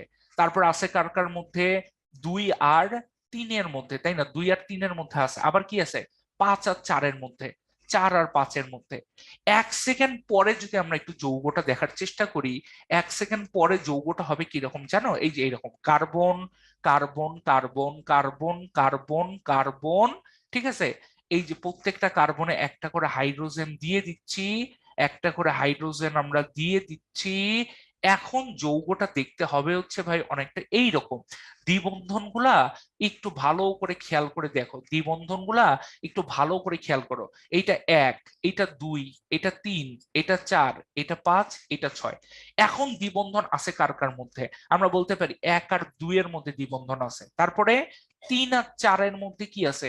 দ্বিবন্ধন আছে। তারপরে 5 আর 6-এর মধ্যে দ্বিবন্ধনটা আছে। তাহলে আমরা দেখতে পারতেছি যে দ্বিবন্ধন গুলো মূলত ঘুরতিছে, তাই না ভাই? দ্বিবন্ধন গুলো কি করতেছে? মূলত ঘুরতিছে। এই কারণে আমরা বেনজিনের মাঝখানে এরকম একটা গোল দিই, দিয়ে বলি যে ওদের দ্বিবন্ধন গুলো এইরকম ঘুরতে থাকে। 1 সেকেন্ড আগে এই ছবি, 1 সেকেন্ড পরে এই ছবি। এবং এই যে দেখো, এই জিনিসটাই কিন্তু এই জায়গায় বুঝানো হয়েছে ভাই, ঠিক আছে? এই জায়গাতেই যে ইলেকট্রন গুলো যে ঘুরতিছে, সেইটারই একটা বহিঃপ্রকাশ কিন্তু এইরকম করে আমরা প্রকাশ করতেছি, ঠিক আছে? যে 1 সেকেন্ড আগে, 1 সেকেন্ড আগে, ঠিক আছে, 1 সেকেন্ড আগে আমাদের ছবিটা হচ্ছে অনেকটা এই টাইপের ছবি। যে এই দুইটা কার্বন, এই দুইটা কার্বন, এই দুইটা কার্বনের মধ্যে কি আছে বলতো? দ্বিবন্ধন আছে। একটু পরে এই দুইটা কার্বন, এই দুইটা কার্বন, এই দুইটা কার্বন। তাহলে এই দুটাকে যদি আমরা একটা মিক্স আকারে লিখতে চাই, আমরা হচ্ছে কি এরকম একটা চক্র আকারে কিন্তু চাইলেই লিখতে পারি। এই জন্য হচ্ছে আমরা বলতেছি যে এইগুলো হচ্ছে কি আমাদের ঘূর্ণায়মান ইলেকট্রন, ঠিক আছে? তাহলে অ্যারোমেটিক হাইড্রোকার্বনের কতগুলো শর্ত আমি বলি ভাইয়া। অ্যারোমেটিক হাইড্রোকার্বনের কতগুলো শর্ত হচ্ছে, তোমাকে অবশ্যই যেটা হইতে হবে সেটা হচ্ছে 5 6 7 কার্বন বিশিষ্ট, 5 6 7 কার্বন বিশিষ্ট কি হইতে হবে? চাক্রিক যৌগ হইতে হবে। চাক্রিক যৌগ হবে। 5 6 7 কার্বন বিশিষ্ট কি হবে ভাই বলতো? চাক্রিক যৌগ হবে। এটা হচ্ছে প্রথম বৈশিষ্ট্য। সেকেন্ড বৈশিষ্ট্যটা কি? সেকেন্ড বৈশিষ্ট্যটা হচ্ছে আমাদের কার্বন কার্বন একান্তর দ্বিবন্ধন থাকবে। কি থাকবে ভাই বলতো? একান্তর দ্বিবন্ধন থাকবে। এখন কথা হচ্ছে হোয়াট ইজ একান্তর দ্বিবন্ধন? এই যে দেখো, আমরা একটা দ্বিবন্ধন দেখতে পারতেছি, একটা দ্বিবন্ধন নাই। আবার একটা দ্বিবন্ধন দেখতে পারতেছি, দ্বিবন্ধন নাই। আবার আমি যদি এই জায়গাটায় খেয়াল করি, এখানে একটা দ্বিবন্ধন দেখতে পারতেছি, এই জায়গায় নাই। এখানে আছে, এখানে নাই। এখানে আছে, এখানে নাই। এই যে দেখো, এই অবস্থাটাকে আমরা বলতেছি হচ্ছে ভাই একান্তর দ্বিবন্ধন। এই যে দেখো, 1 আর 6-এর মধ্যে আছে, পাশেরটাই নাই। 2 আর 3-এর মধ্যে আছে, পাশেরটাই নাই। 4 আর 5-এর মধ্যে আছে, পাশেরটাই কিন্তু নাই। এই জিনিসটাকে আমরা বলি হচ্ছে একান্তর দ্বিবন্ধন। এক অন্তর দ্বিবন্ধন মানে আছে নাই আছে, আছে নাই আছে, এইটা হচ্ছে আমাদের কি একান্তর দ্বিবন্ধন। আচ্ছা, এইবার আরেকটা বৈশিষ্ট্য হচ্ছে কি ভাইয়া, আরেকটা বৈশিষ্ট্য হচ্ছে যে এদের মধ্যে ঘূর্ণায়মান ইলেকট্রন থাকবে, তাই তো? কি থাকবে ভাইয়া বলতো? ঘূর্ণায়মান ইলেকট্রন থাকবে। এই যে আমরা একটু আগে কি দেখলাম, আমরা একটু আগে দেখলাম যে এই ইলেকট্রন গুলো জানি কি করতেছে ভাই, ঘুরতেছে, ঠিক আছে? তাহলে এই বৈশিষ্ট্যগুলো যদি থাকে তাদেরকে আমরা কি বলতেছি, অ্যারোমেটিক হাইড্রোকার্বন। কি বলছি ভাই? Aromatic hydrocarbon. যেমন আমি যদি আরেকটু এক্সাম্পল কয়েকটা দেই, যে আমাদের ন্যাপথালিন, ন্যাপথালিনের সংকেত হচ্ছে C10H8। ভাই এইটা আবার কেমনে হয়? Carbon carbon carbon carbon carbon carbon carbon, ঠিক আছে? এখানে দেখো আরো একটা চক্র, ঠিক আছে? এখানে কি হচ্ছে ভাই বলো তো, আরো একটা চক্র, এখানে একটা দ্বিবন্ধন, এখানে একটা দ্বিবন্ধন, তারপরে এখানে একটা দ্বিবন্ধন। এরপরে আবার যেটা করতে হয়, এইখানে একটা দ্বিবন্ধন, এখানে নাই, এখানে একটা দ্বিবন্ধন। মানে তোমাকে খেয়াল রাখতে হবে ওর যোজনী যাতে ঠিক থাকে। ভাই কি থাকে বলতো? যোজনী যাতে চারের বেশি একদমই না হয়, ঠিক আছে? চারের বেশি একদমই যাতে যোজনী না হয়। এই কারণে কিন্তু তুমি যেটা খেয়াল করবে, এই দুইটা কার্বনে কোনো হাইড্রোজেন বসে না। এই দুইটা কার্বনে কি বসে না? কোনো হাইড্রোজেন বসে না। আমি সিম্পল কথায় বলি, এই যে কার্বন, ওর সাথে একটা হাইড্রোজেন, এইখানে একটা কার্বন, এইখানে একটা কার্বন, ওদের কিন্তু কোনো হাইড্রোজেন নেই। কেন? ওদের চারটা হাত কোনটা? একটা, দুইটা, তিনটা, চারটা, এই হচ্ছে চারটা হাত। ওর জন্য একটা, দুইটা, তিনটা, আর এইটা হচ্ছে একটা চারটা হাত, ঠিক আছে? ওদের জন্য কিন্তু কি নেই? হাইড্রোজেন নাই, ঠিক আছে? কোনো হাইড্রোজেন কিন্তু এদের মধ্যে নাই। আবার এইটা একটা কার্বন সাথে একটা হাইড্রোজেন, এটা একটা কার্বন সাথে একটা হাইড্রোজেন, এটা একটা কার্বন সাথে একটা hydrogen, carbon hydrogen, carbon hydrogen, carbon hydrogen, carbon hydrogen. এইভাবে হচ্ছে আমাদের C10H8 ন্যাপথালিন যৌগটা তৈরি হয়। কি যৌগ তৈরি হচ্ছে? ন্যাপথালিন যৌগটা তৈরি হচ্ছে। তাহলে এইবার যদি আমাদের আসি, ন্যাপথালিন অণুতে কতটি দ্বিবন্ধন বিদ্যমান, ভালো করে খেয়াল করে, আগের পেছে হয়তো ছবিটা ক্লিয়ারলি আঁকিনি, এইবার একটু ভালো করে খেয়াল করি, ঠিক আছে? একটু ভালো করে আমরা জিনিসটা হচ্ছে খেয়াল করি। দেখো আমি যেটা বলবো ভাই সেটা হচ্ছে, তুমি এইখানে একটা দ্বিবন্ধন দাও, দিছি, এখানে দ্বিবন্ধন হবে না, এখানে একটা দ্বিবন্ধন দিয়ে দাও, এখানে পাশেরটাতে হবে না, এখানে একটা দ্বিবন্ধন দাও। আমরা কি বলছিলাম? একান্তর দ্বিবন্ধন। তাহলে একটা দিসি, একটাতে হবে না, একটা দিসি, একটাতে হবে না, একটাতে দিসি, একটাতে হবে না। এইবার তুমি কি করবে জানো? তুমি চিন্তা করে দেখো, এই যে কার্বনটা, ওর কিন্তু চারটা হাত ফিল আপ হয়ে গেছে। কেমনে? এই যে একটা হাত, এই যে দুইটা হাত, এই যে তিনটা হাত, এই যে দেখো চারটা হাত ফিল আপ হয়ে গেছে। এই কার্বনটায় ভালো করে খেয়াল করো, একটা হাত, দুইটা হাত, তিনটা হাত, আর হচ্ছে এই যে এই উপর বরাবর কি হচ্ছে, আরো একটা চারটা হাত কিন্তু চলে আসতেছে। তার মানে আমরা বলতে পারি এই দুইটা কার্বনের কিন্তু কোনো হাইড্রোজেন দরকার নেই। বাকি কার্বন গুলার কি আছে ভাই? একটা করে হাইড্রোজেন আছে। বাকি কার্বন গুলার কি আছে? একটা করে কিন্তু অবভিয়াসলি হাইড্রোজেন আমাদের আছে। এখন তাহলে তুমি চিন্তা করো, আমরা এইবার যেটা করব সেটা হচ্ছে, তাহলে আমাদের এই জায়গায় একটা দ্বিবন্ধন দিয়ে দিই। তাহলে কি হবে ভাই? এই জায়গায় দ্বিবন্ধন হবে না। এইখানে একটা দ্বিবন্ধন দিয়ে দিই, তাহলে এই জায়গায় একটা দ্বিবন্ধন হবে না। তুমি বলতে চাচ্ছ ভাই এইখানে মনে হয় আমাদের একটা দ্বিবন্ধন হবে, এবং তুমি দিয়েও দিলা, কিন্তু ভাই তুমি তো অলরেডি চারটা হাত বসায় ফেলছো, তাহলে এই দ্বিবন্ধন দিবা কেন? এই কারণে কিন্তু আমরা যেটা দেখতে পাই, এইখানে কিন্তু আর কোনো দ্বিবন্ধন আসে না। তাহলে আমরা সুন্দর করে যদি ছবিটা আঁকি, যদি বেনজিন চক্রের মতো করে ছবিটা আঁকার চেষ্টা করি, তাহলে এই যে দুইটা চক্র, একটাতে দিলাম, একটাতে দিলাম, কিন্তু পাশেরটাতে হবে না, এইখানে দিলাম, এইখানে দিলাম, তাহলে কয়টা দ্বিবন্ধন?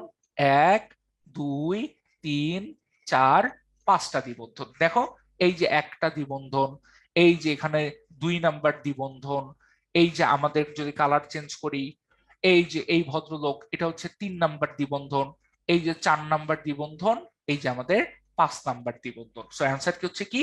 এই যে পাঁচ হচ্ছে কারেক্ট অ্যান্সার। পাঁচটা দ্বিবন্ধন। দ্বিবন্ধন কয়টা? পাঁচটা দ্বিবন্ধন, ঠিক আছে?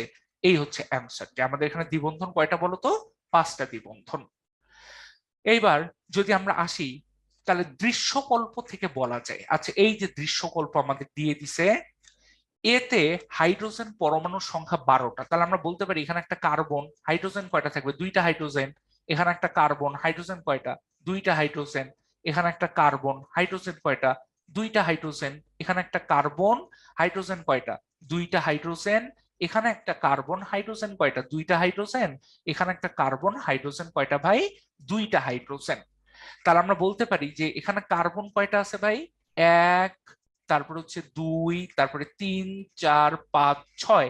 তাহলে হ্যাঁ, ছয়টা কার্বন, সবাই কি পাইছে, দুইটা করে হাইড্রোজেন, তাহলে C6H12, ঠিক আছে। তাহলে এতে হাইড্রোজেন পরমাণু সংখ্যা 12। এইবার আমাদেরকে যেটা বলছে যে ভাই বিটা হচ্ছে একটা ঊর্ধ্বপাতিত পদার্থ। হ্যাঁ, একটু আগেই দেখলাম বি হচ্ছে কি, ন্যাপথালিন, তাই না? একটু আগেই দেখলাম যে বি হচ্ছে কি ভাই বলতো, ন্যাপথালিন। তাহলে ন্যাপথালিনে আমরা জানি যে ন্যাপথালিন অবশ্যই কি একটা ঊর্ধ্বপাতিত পদার্থ। এইবার বলছে এ আর বি অ্যারোমেটিক যৌগ না, এটার সাথে একমত হইতে পারলাম না। কেন? এতে তো কোনো একান্তর দ্বিবন্ধনই নেই। এতে কি একান্তর দ্বিবন্ধন আছে? এতে তো ভাই একান্তর দ্বিবন্ধন কিচ্ছু আমরা চোখে দেখতে পারতেছি না, তাহলে একান্তর দ্বিবন্ধন নাই। দ্যাটস ওয়াই অ্যান্সারটা কি হবে বলতো, আমাদের এই জায়গায় 1 আর 2 অ্যান্সার হবে। একটা অপশনকে আমরা ঠিক করে অ্যান্সারটা বানাই দিই, কি বলতো, 1 আর 2 অ্যান্সার হবে। যদি আমরা পরেরটাতে আসি, অ্যারোমেটিক যৌগসমূহ, অ্যারোমেটিক যৌগসমূহ 5, 6 কিংবা 7 সদস্যের সমতলীয় যৌগ। এক্স্যাক্টলি একটু আগেই বলছি যে কোনো অ্যারোমেটিক যৌগ তুমি দেখবে বেনজিনের কাছাকাছি, এবং এটা কিন্তু সমতলীয়। এটার প্রমাণটা দেখতে চাও? এই যে আমি তোমাদেরকে প্রমাণ দেখাই, দেখো ভাইয়া একটু ভালো করে খেয়াল করো, এই যে কাচের যে প্লেটটা দেখতে পারতিস না, এই কাচের প্লেটটার দিকে খেয়াল করো। আমি যদি একটু হলুদ কালি দিয়ে দেখাই, এই যে এই কাচের প্লেটটার দিকে একটু খেয়াল করো। কাচের প্লেটটা কি একটা সমতল বুঝাচ্ছে। এই সমতলটাই হচ্ছে কি জানো, অ্যারোমেটিক যৌগের প্রধান বৈশিষ্ট্য। তাহলে আমরা বলতে পারি যে আমাদের 5, 6, 7 বিশিষ্ট চাকরিক যৌগ হবে, কিন্তু এটার সাথে সাথে এটা কি হইতে হবে, সমতলীয় হবে। এটা কি হইতে হবে বলতো, সমতলীয় হইতে হবে। তাহলে আমরা বলতে পারি যে হ্যাঁ, 1 নাম্বারটা ঠিক আছে, যে 5, 6, 7 সদস্যের সমতলীয়।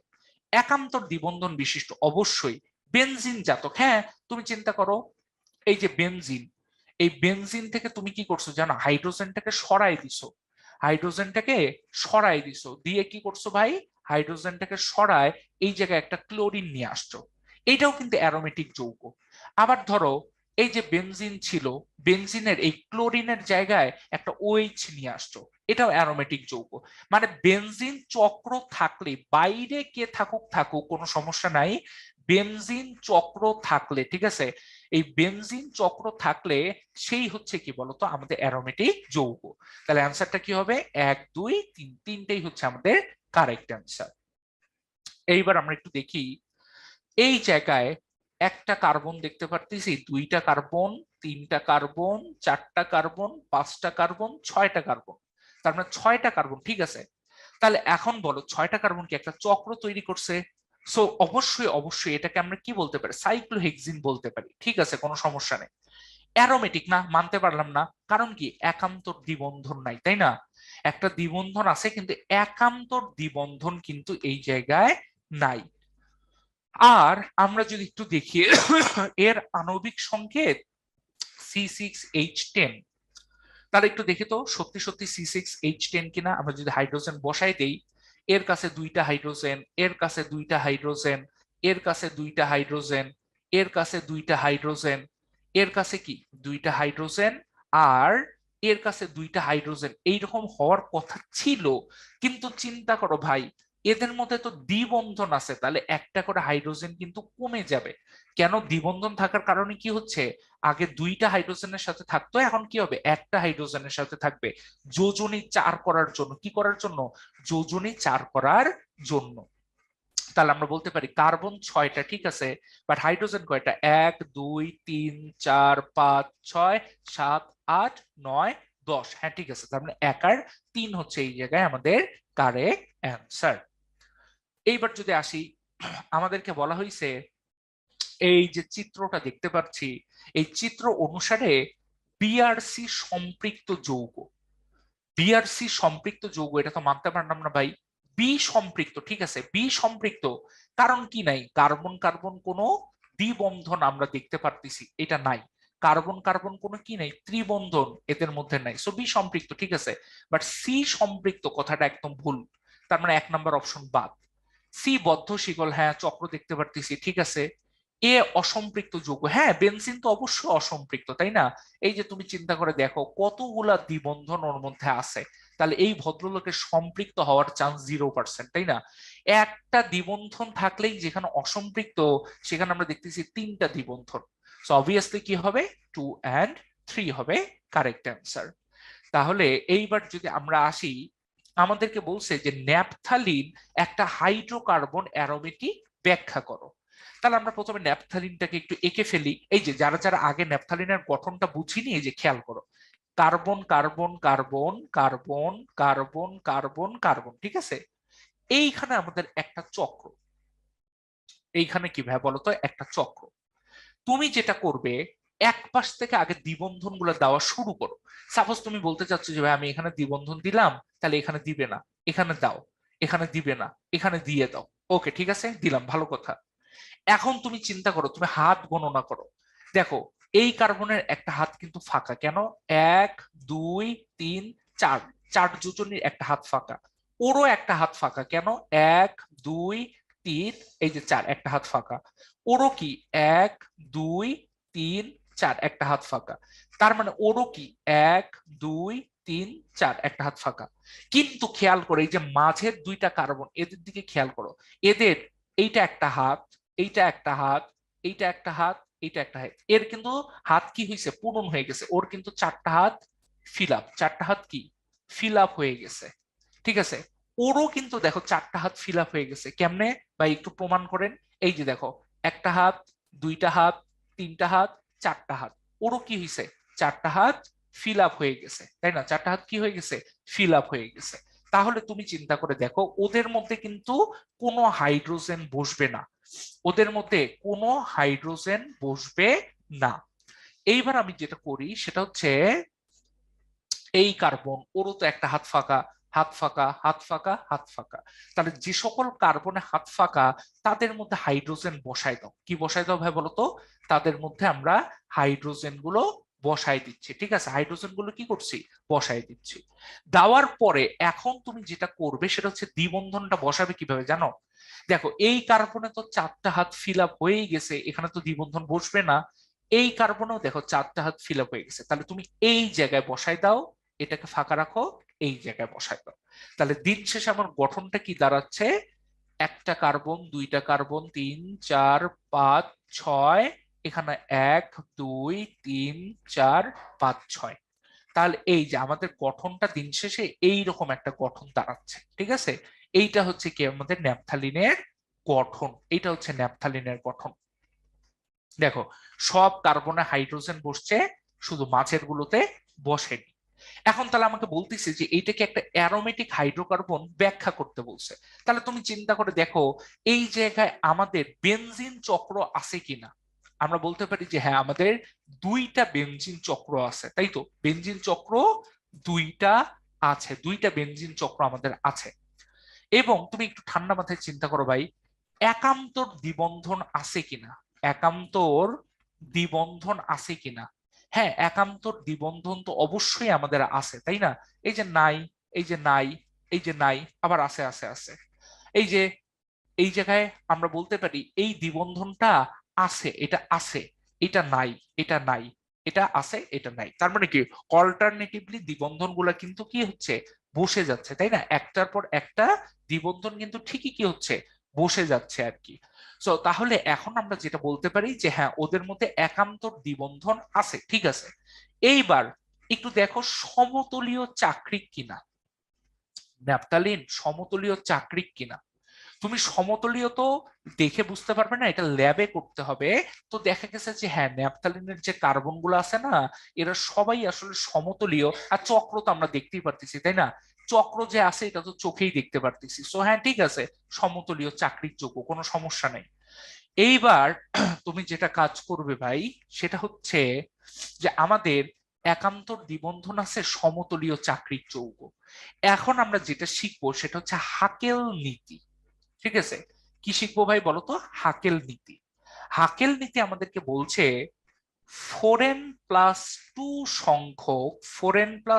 সংখ্যক, সঞ্চারণশীল ইলেকট্রন, সঞ্চারণশীল ইলেকট্রন যদি থাকে তাহলে তাকে আমরা বলতেছি কি? তাহলে তাকে আমরা বলতেছি হচ্ছে অ্যারোমেটিক যৌগ। তাহলে তাকে আমরা বলতেছি অ্যারোমেটিক যৌগ। ভাইয়া এনটা কি? এনটা হচ্ছে ভাই পূর্ণ সংখ্যা, এন এর ভ্যালু 0 1 2 3 ইত্যাদি ডট ডট ডট যে কোনো পূর্ণ সংখ্যা হইতে পারে। ঠিক আছে, এখন তাহলে তুমি কি করবে জানো? তুমি একটু বলো ভাই এখানে দ্বিবন্ধন কয়টা আছে আমরা একটু গণনা করি। এখানে দ্বিবন্ধন আছে একটা, দুইটা, তিনটা, চারটা, পাঁচটা দ্বিবন্ধন আছে, পাঁচটা দ্বিবন্ধন। তাহলে দ্বিবন্ধন যদি পাঁচটা হয় তাহলে আমাকে একটু বলো ইলেকট্রন কয়টা হবে? দ্বিবন্ধনের ইলেকট্রন কয়টা হবে? ইলেকট্রন হবে 5 × 2 10টা। ইলেকট্রন কয়টা হবে? 10টা ইলেকট্রন হবে। তাহলে তুমি কি করবে জানো? তুমি করবে যেটা সেটা হচ্ছে যে লেখা শুরু করো ফোরেন প্লাস টু, ফোরেন প্লাস টু সমান সমান এই যে 10টা ইলেকট্রন, এরা কি ঘুরছে না? এই ঘূর্ণায়মান ইলেকট্রনকে আমরা কি বলি জানো? সঞ্চারণশীল ইলেকট্রন। যে ইলেকট্রন গুলা ঘোরে তাকে আমরা বলতেছি সঞ্চারণশীল ইলেকট্রন। তাহলে ফোরেন প্লাস টু সমান সমান কি লেখা যায়? 10 লেখা যায়। তাহলে ফোরেন সমান সমান কি লেখা যায়? 10 - 2 সমান সমান 8। এন সমান সমান কি লেখা যায়? 8/4 সমান সমান 2। এখন বল টু কি টু কি পূর্ণ সংখ্যা? অবভিয়াসলি টু হচ্ছে কি আমাদের পূর্ণ সংখ্যা, তাই তো? তাহলে হাকেল তত্ত্ব বলতিছে যদি তুমি টু এর এন এর মানটা পূর্ণ সংখ্যা পাও, যদি তুমি এন এর মানটা কি পাও? পূর্ণ সংখ্যা পাও, তাহলে সেইটাকে আমরা কি বলতেছি? অ্যারোমেটিক যৌগ বলতেছি। যদি এন এর মানটা আমরা কি পাই? পূর্ণ সংখ্যা পাই, সেটাকে আমরা কি বলছি? অ্যারোমেটিক যৌগ বলছি। দ্যাটস ওয়াই আমরা এই জায়গায় বলতে পারি যে আমাদের এই যে ন্যাপথালিন, ন্যাপথালিন হচ্ছে কি একটা অ্যারোমেটিক যৌগ। ন্যাপথালিন কি একটা অ্যারোমেটিক যৌগ, এটা হচ্ছে 100% কনফার্ম। তাহলে একইভাবে আমাদেরকে যদি আরেকটা জিনিস প্রমাণ করতে বলে যে ফেনল একটি অ্যারোমেটিক যৌগ। ফেনল কি জিনিস ভাই? ফেনল হচ্ছে এই যে বেনজিনকে তো এতক্ষণ ধরে আমরা দেখতেছি, তাই না? বেনজিনকে কি আমরা এতক্ষণ ধরে দেখতেছি, এবং বেনজিনের প্রত্যেকটা হাতে কি থাকে ভাই? হাইড্রোজেন থাকে, তাই তো? প্রত্যেকটা হাতে কি থাকে? হাইড্রোজেন থাকে। তুমি যেটা করবা, একটা হাইড্রোজেনকে মুছে দিয়ে এই জায়গায় তুমি একটা OH কে নিয়ে আসবে, এই জিনিসটাকে আমরা বলি হচ্ছে ফেনল। তাহলে ফেনল কি জিনিস? 6টা কার্বন, হাইড্রোজেন কয়টা ছিল? 6টা, কিন্তু না 6টা হাইড্রোজেনকে আমরা লিখবো না, আমরা লিখবো হচ্ছে 5টা হাইড্রোজেন এবং তার সাথে কি থাকবে? একটা OH থাকবে, এই জিনিসের নাম হচ্ছে ফেনল।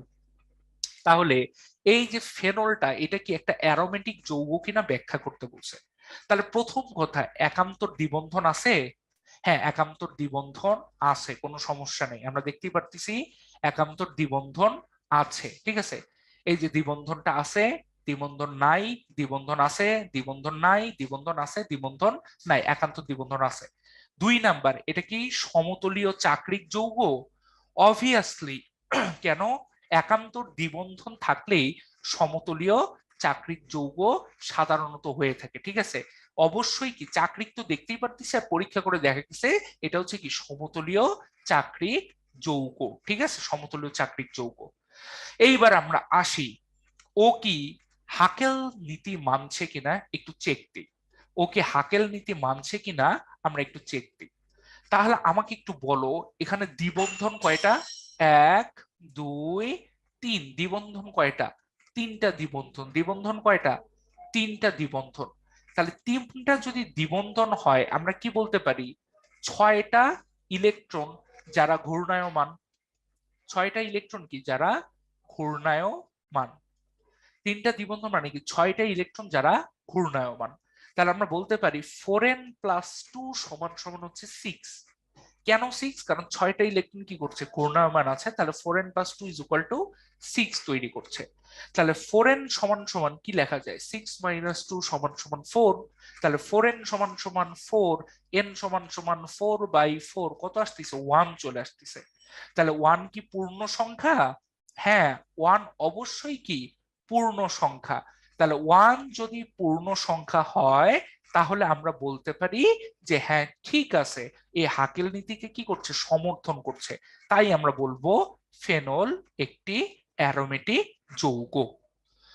ফেনল একটি অ্যারোমেটিক যৌগ, এটা আমরা অবভিয়াসলি কি করতে পারি, বলতে পারি। ঠিক আছে, এই যে আমাদের this is the end of today's first lecture. Thank you so much for becoming with us. আশা করি তোমরা অ্যারোমেটিক জিনিসটা বুঝতে পেরেছো। Thank you so much. আসসালামু আলাইকুম।